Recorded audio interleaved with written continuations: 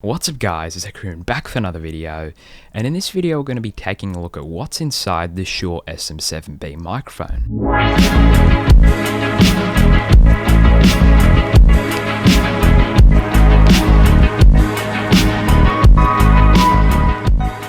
So the Shure SM7B is a legendary vocal microphone designed for podcasting, broadcasting, radios and all that type of stuff, and I happen to have one, so I thought I might make a video of what's inside it, as it's actually pretty interesting the method they use to remove all the different shocks that come into the microphone. Like if you hit the microphone, it's a lot quieter than it is if you hit any other microphone. Let me give you a quick demonstration. So that was me hitting the microphone relatively hard there at the end, and it's a lot quieter than any other microphone that I've used. And the reason it's like that actually comes down to its shock mount that it has inside for the capsule. So let me explain how it is on the inside, and I'll have B-roll shots over the top to show you how everything works. So when you take off the whole entire front grille, it's just 3 screws, and you take off the whole entire front grille, you're left with the capsule. And the capsule has a big rubber grommet around it that is connected to the outside body. And this rubber grommet is what gets rid of all the different shocks that are coming towards the microphone. And it just really dampens any sort of shocks or anything that hit the microphone. And I think this is a really interesting and well thought out way of making the capsule not have any impact from your hand really. Well, I mean, it still has impact, but it's a lot quieter than any other microphones.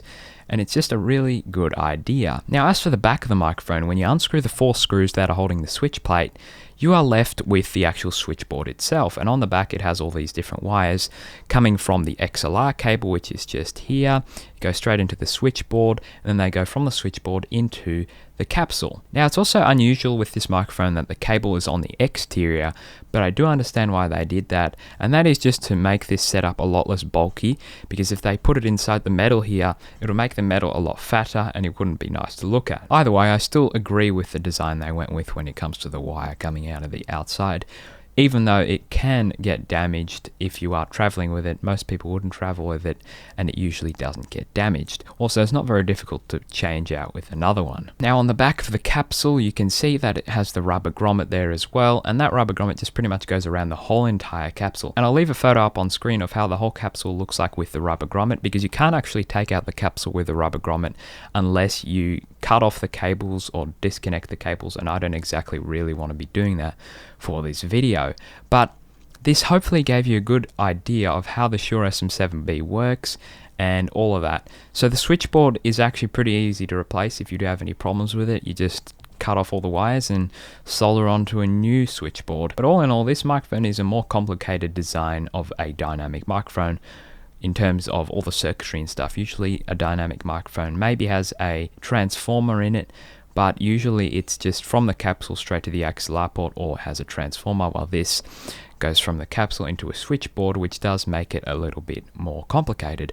But it is still very nice design, and it does allow you to play around with the sound a bit on the switchboard. So I'd say this microphone is a pretty unique microphone in comparison to many other microphones, even though the design on the exterior may seem relatively similar to some other microphones that have come out, which are in most cases copying this microphone. It does have a much more interesting internal design. For starters, the capsule is actually huge. It's about this big in comparison to my head, so it's almost about 70% of the length of the microphone, which is absolutely huge. I've never seen a dynamic capsule this big. Now, I'm not sure what's in it. It could have a transformer in there. I can't really tell, but either way, it's a very big capsule, and definitely a bigger one than I've ever seen before. And that's probably what gives it that really nice, low, smooth sound, because it has a lot of space for that coil and all that to move around inside. I'm not exactly sure how it all works, but I suspect this is why the sound is so good. Either way, I'm sure Shure put many years into designing this capsule and the whole design of this microphone, because it is a very well thought out design, and I really love this microphone. It really intrigues me. Hopefully you did enjoy this video. If you did, drop a like on the video. If you didn't, drop a dislike on the video.